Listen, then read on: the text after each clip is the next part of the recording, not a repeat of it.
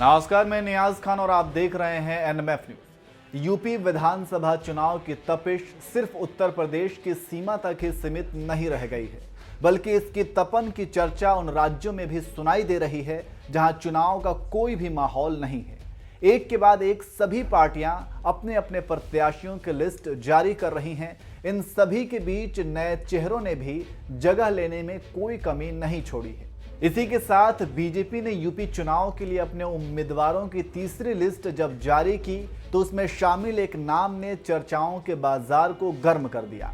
इस लिस्ट में कुल 85 उम्मीदवारों की घोषणा की गई है, लेकिन इन 85 उम्मीदवारों में 15 महिलाओं को भी मौका दिया गया है और इसी के साथ 15 वर्तमान विधायकों का टिकट भी काट दिया गया है। खैर, ये तो बात की बात है, लेकिन इन 85 उम्मीदवारों में से जिस नाम की चर्चा सबसे ज्यादा है उसका नाम रिया शाक्य है और इस उम्मीदवार की उम्र महज 25 साल है। ये वही रिया शाक्य हैं जिनके पिता विनय शाक्य हाल ही में बीजेपी का साथ छोड़कर सपा में शामिल हुए हैं। बीजेपी ने रिया शाक्य को औरैया की विधुना विधानसभा सीट से अपना प्रत्याशी घोषित किया है। इसी सीट से रिया शाक्य के पिता विनय शाक्य विधायक हैं। अब अटकलें ऐसी भी लगाई जा रही हैं कि हो ना हो विनय शाक्य को सपा विधुना सीट से टिकट दे सकती है। अगर ऐसा होता है तो फिर पिता बनाम बेटी की जंग राजनीति भूमि पर साफ देखने को मिलेगी। जानकारी के लिए बता दें कि रिया शाक्य 25 साल की हैं। रिया ने देहरादून के बोर्डिंग स्कूल से पढ़ाई की है। यूजर एक्सपीरियंस डिजाइन में स्पेशलाइजेशन भी कर रखा है। बीजेपी में शामिल होने को रिया इसे अपना सबसे बड़ा प्लस पॉइंट मानती हैं। बता दें, रिया शाक्य को राजनीति का अनुभव नहीं है। वह पहली बार चुनावी पिच पर किस्मत आजमाने उतरी हैं।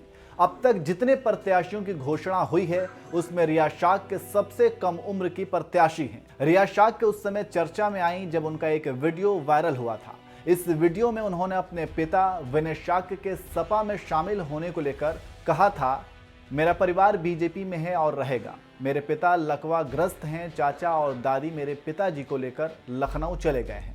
पिताजी की इच्छा थी कि मैं राजनीति में आऊं। उन्हें 2018 में ब्रेन स्ट्रोक हुआ था, जिसके बाद से उनकी तबीयत खराब रहती है। अगर वो ठीक से सोच समझ पाते तो बीजेपी नहीं छोड़ते। खैर, जब रिया शाक्य ये सब बातें कहती हैं उसके कुछ ही दिन बाद विनय शाक्य सपा में शामिल हो जाते हैं।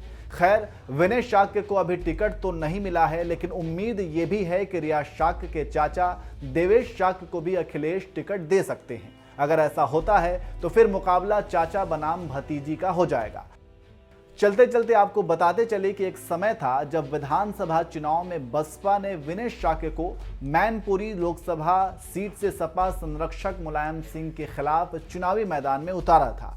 हालांकि उन्हें हार का सामना करना पड़ा था। इसके बाद 2007 और 2012 में विधुना सीट पर सपा का कब्जा रहा।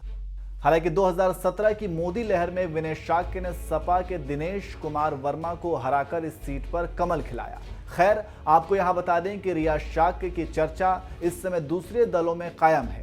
अगर इस बार रिया के पिता या फिर चाचा को सपा से टिकट विधुना सीट से मिल जाती है तो फिर मुकाबला काफी दिलचस्प हो जाएगा। बहरहाल, इस पर आपकी राय क्या है, हमें कमेंट करके जरूर बताएं।